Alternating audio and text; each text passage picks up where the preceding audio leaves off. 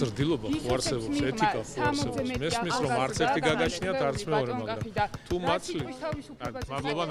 ვარხედავთ რისკს, რომ თქვენი მონაწილეობა ამ არჩევნებში იქნება რაღაცნაირად წყლის დასხმა ქართული ოცნების დისკურსზე, რომ გამოიყენებს ამას ვთქვათ იმის საჩვენებლად თითქოს ყველაფერი დემოკრატიულად მინდის ქვეყანაში.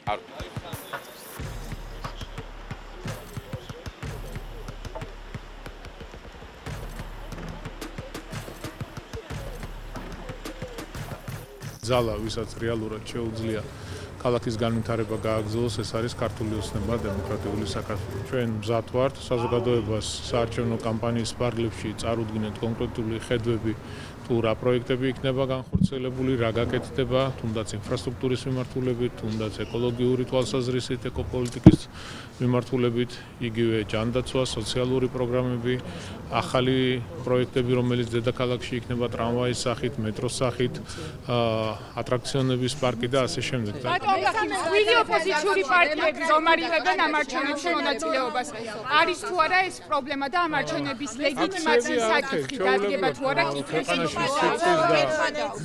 სიტყვის და გამოხატვის თავისუფლება არის დაცული ნებისმიერ ადამიანს. რაში გამოიხატება ეს პოლიტიკური ლიდერები რომ ციხეში არიან, ახალგაზრდები რომ ციხეში არიან? ზრდილობა ხო არსებობს, ეთიკა ხო არსებობს. მესმის რომ არც ერთი გაგაჩნიათ, არც მეორე, მაგრამ თუ მაცლით.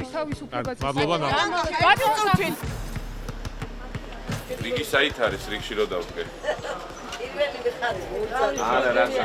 თქვენთან ერთად უნდა ჩავდგე რიგში.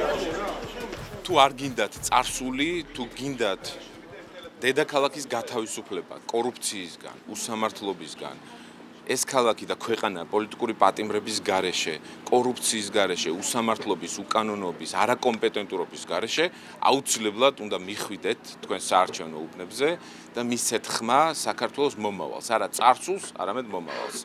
მარტივი ფორმულირებაა, რომ თქვენი დედაქალაქის, თბილისის და მთელი საქართველოს ბედს წყვეთ მხოლოდ და მხოლოდ თქვენ.